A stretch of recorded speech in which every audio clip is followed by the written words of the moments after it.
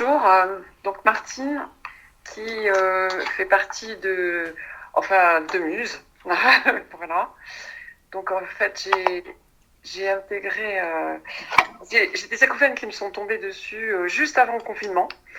Et heureusement, une consultation avec Isabelle m'a permis de sentir qu'il y avait quelque chose de tout à fait possible sur un travail par la voix et aussi la prise de conscience que c'était aussi dû à une peur qui est intérieure. Donc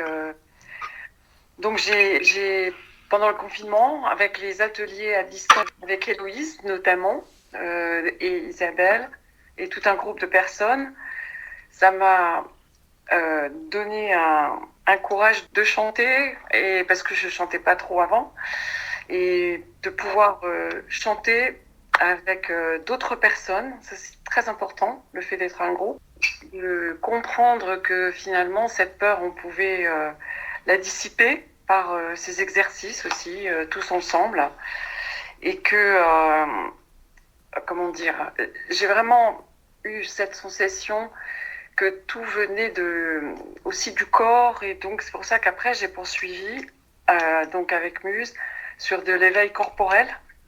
Et là, ça a été une vraie révélation de penser qu'on ne chantait pas que avec sa voix-là, mais avec son corps.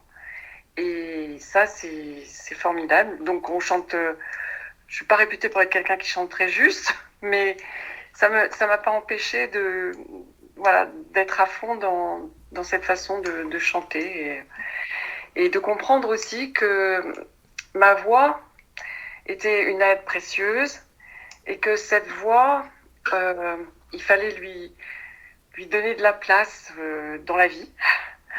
Mais j'étais enseignante, donc j'ai beaucoup parlé, mais finalement, je suis peut-être passée à côté de pas mal de choses. Et aussi le fait de comprendre qu'on peut dissiper sa peur en écoutant autour de soi et en écoutant la nature. La nature aussi permet d'apaiser beaucoup de choses quand on entend les bruits naturels, je veux dire les cascades, les rivières, les oiseaux. Voilà, on se sent bien dans tout son corps. Donc Muse a... Alors après, en fait, pour moi, ce qui est important, c'est d'avoir commencé par la RCP, puisque j'ai pu quand même me dire qu'il y avait des personnes qui ont essayé d'aider par d'autres moyens, donc que ce soit l'hypnose, que ce soit la sophrologie, même les audioprothésistes et tout ça.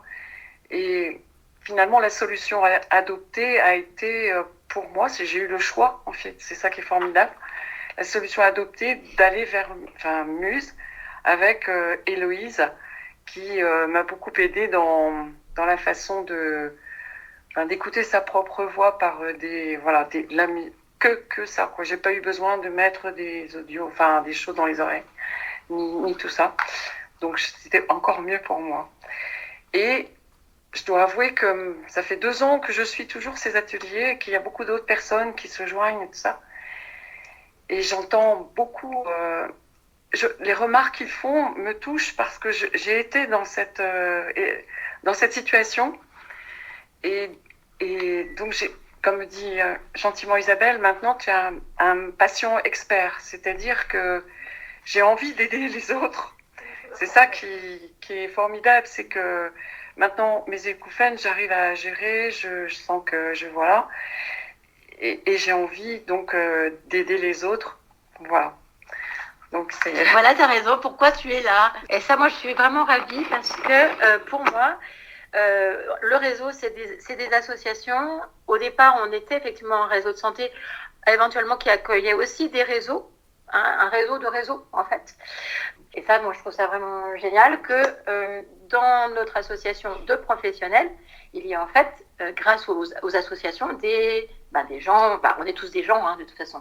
Oui. Et on est tous des gens éventuellement malades. Voilà, nous sommes touchés par la maladie, puis tous les uns les autres, on sait qu'on va mourir, quoi. Enfin bref, voilà. Donc, non mais c'est vrai, c'est la réalité, nous sommes tous des personnes. Donc merci infiniment d'être là avec nous.